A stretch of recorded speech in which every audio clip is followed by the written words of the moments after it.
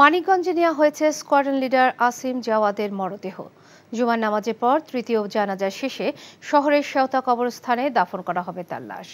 এর আগে দ্বিতীয় দফা জানাজা হয়েছে বিমানঘাটি বাসার প্যারেড গ্রাউন্ডে। মানিকগঞ্জ থেকে আহমেদ সাব্বির সোহেলের পাঠানো রিপোর্ট।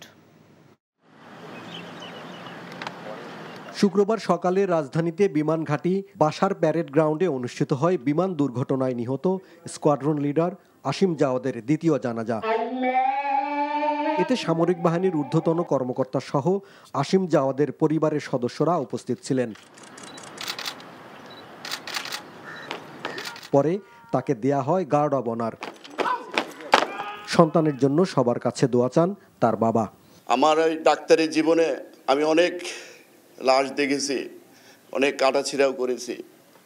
আমার ছেলেকে আমি বুঝতে পারছি ইজেকশন হয়েছে, আমি বুঝতে পারছি হয়তোবা সে বেঁচে যাবে, কিন্তু আল্লাহর আর ওকে নিয়ে যাবে এইভাবে।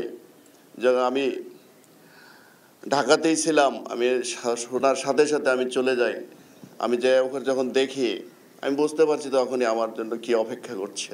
দয়া করে ওকে মাফ করে দিবেন, অন্তঃস্থল থেকে মাফ করে দিবেন। পরে বিমান বাহিনীর একটি হেলিকপ্টারে করে আসিম জাওয়াদের মরদেহ নেওয়া হয় মানিকগঞ্জে। এক নজর দেখার জন্য ভিড় করেন স্বজন ও স্থানীয়রা। ও এবং খুব মেধাবী ছাত্র এবং খুব সদালোপী এবং খুব ভালো ব্যবহার। ওর কাছে আজ পর্যন্ত কেউ খারাপ ব্যবহার পেয়েছে এরকম আজ পর্যন্ত কোনো এরকম নজির নেই। ওর ইচ্ছা ছিল যে বইমানি খাওয়া, তো ওর ইচ্ছার ওপর করেই ও বইমানিকে চান্স পেয়েছিল। এবং শুধু চান্স না, ওদের যে ব্যাচের যে যতগুলো স্টুডেন্ট ছিল তার মধ্যে ফার্স্ট হয়েছিল এবং ও সোল্ডও পেয়েছিলেন।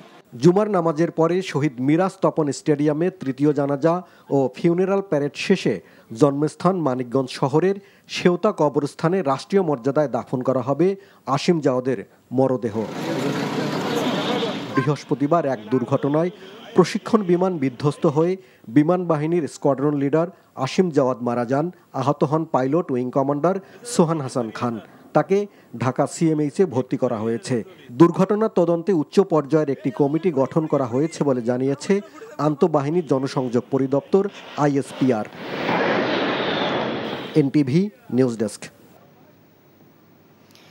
এ বিষয়ে আরো জানতে চাচ্ছি মানিকগঞ্জের স্টাফ করেসপন্ডেন্ট আহমেদ সাব্বির সোহেলের কাছে। সাব্বির, আসিম জাওয়াদের লাশ দাফনের প্রস্তুতি সম্পর্কে আমাদের কিছু বলুন।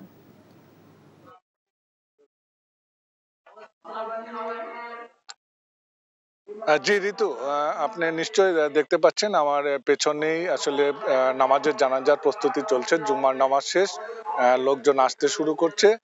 কিছুক্ষণের মধ্যেই হয়তোবা এই নামাজের জানাজা অনুষ্ঠিত হবে। এর আগে আপনি জানেন যে দুপুর 11:50 বিমান বাহিনীর একটি হেলিকপ্টার যোগে এই মাঠেই আসিম জাওয়ানের মরদেহ আসার পরে এখানে তার স্বজনরা ছিলেন, তারা সেই মরদেহটিকে গ্রহণ করেন।